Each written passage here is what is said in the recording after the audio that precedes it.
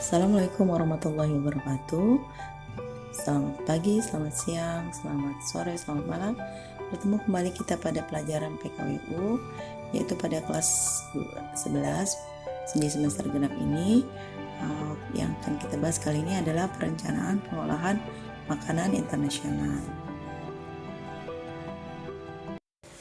Apa sih makanan internasional itu? Jadi makanan internasional adalah makanan yang sumber-sumber bahan makanannya berasal dari negara tersebut dan mempunyai karakter makanan yang identik dengan negara asalnya, atau makanan yang biasa dikonsumsi di suatu negara yang biasa mencerminkan karakter suatu bangsa atau masyarakat.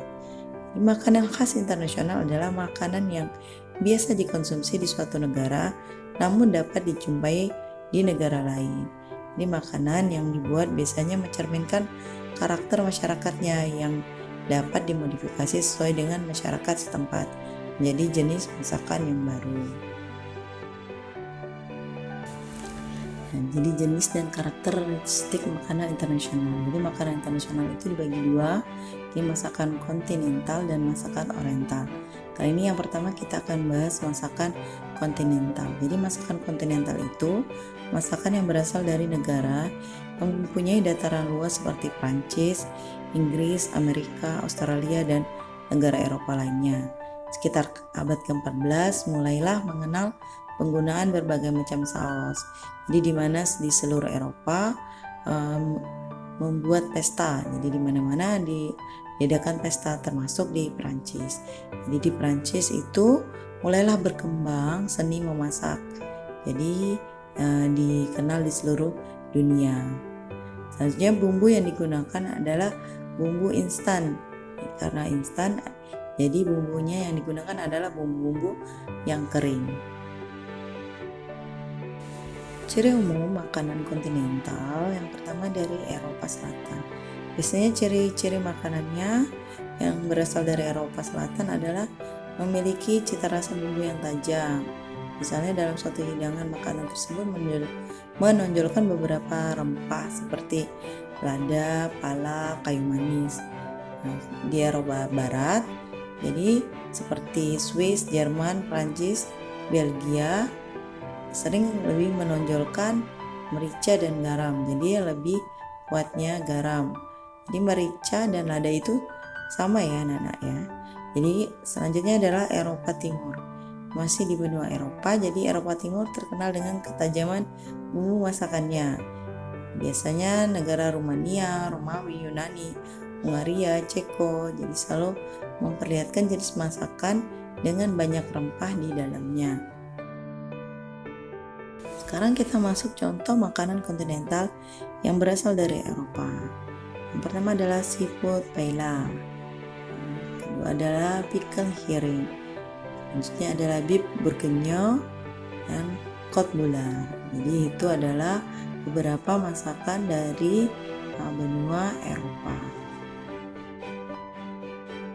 Sekarang kita masuk pada pembahasan kita yang kedua, yaitu masakan oriental. Jadi masakan oriental itu merupakan jenis masakan yang berasal dari negara kepulauan seperti di Asia, yaitu Indonesia, Cina, Jepang, India, Arab, Pakistan, dan negara timur lainnya.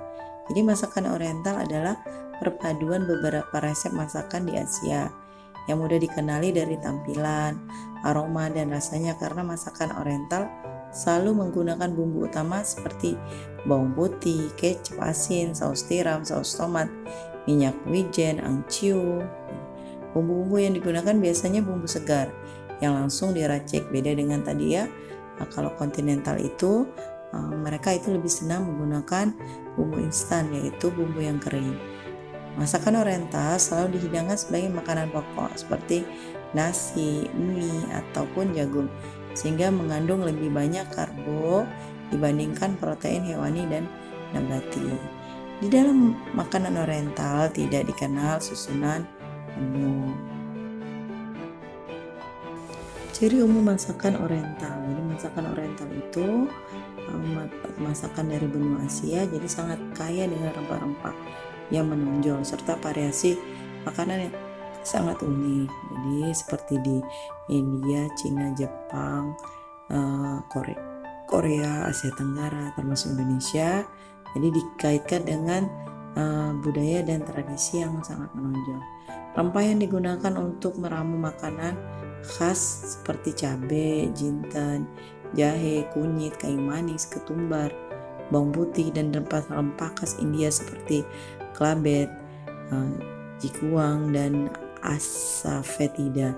Selain itu digunakan pula daun herbal seperti daun ketumbar, daun mint, daun klabet, daun kasia atau taipan.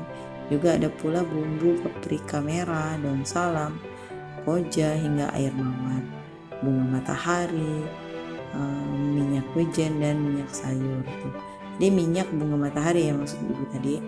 Contohnya adalah masakan oriental yang mendunia seperti rendang dari Indonesia, nasi goreng dari Indonesia, sushi dari Jepang, tom yam goong dari Thailand, pad thai dari Thailand, somtam dari Thailand, dim sum dari Hong Kong, ramen dari Jepang, bebek packing dari India, dari Cina, masama curry dari Thailand.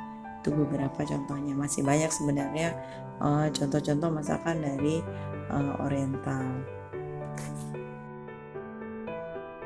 Susunan menu. Jadi susunan menu itu susunan makanan dan minuman untuk satu kali makan. Susunan menu itu seperti kita bahas tidak ada dalam masakan oriental, yang ada adalah dalam masakan kontinental.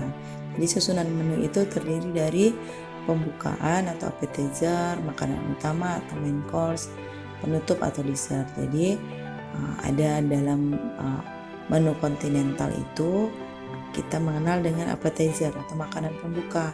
Contohnya misalnya seperti kue-kue gitu ya. Di sini ibu memberikan contoh guacamole dari Meksiko. Jadi bahan dasarnya itu alpukat yang dihaluskan bersama bahan-bahan lain seperti bawang bombay, cabai, tomat, dan bumbu-bumbu pilihan lainnya. Selanjutnya adalah makanan utama atau main course. Itu biasanya kecenderungannya lengkap. Lengkap maksudnya di sini lengkap kandungannya ya. Ada karbonya, ada proteinnya, ada mineralnya, ada menjadi vitaminnya. Jadi kecenderungannya lengkap. Jadi ada protein, ada karbo juga, tidak hanya cuma karbo seperti itu ya, ataupun protein saja, ataupun vitamin saja, ataupun mineral saja. Jadi kecenderungan main course itu menunya lengkap. Jadi ada lauknya gitu seperti kita makan pada umumnya. Kemudian ada penutup yaitu dessert. Jadi dessert itu ada 3 macam. Yang pertama adalah hot dessert. Jadi hot dessert itu jadi yang disajikan pada suhu 60 derajat atau di sini masih hangat gitu ya. Contohnya ada pancake, crepes, fritter.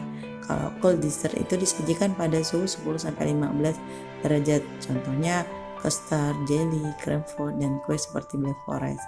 Lanjut, yang terakhir adalah frozen dessert. Jadi contohnya es krim. Ya, jadi penyajiannya kalau frozen dessert itu dapat dipadukan dengan hot ataupun cold dessert. Demikian pembahasan kita kali ini. Jangan lupa mengerjakan soal hariannya di kolom deskripsi ya. Mohon maaf apabila dalam penyampaian terdapat banyak kekurangan. Semoga bermanfaat. Terima kasih. Selamat pagi, selamat siang, selamat sore, selamat malam. Assalamualaikum warahmatullahi wabarakatuh.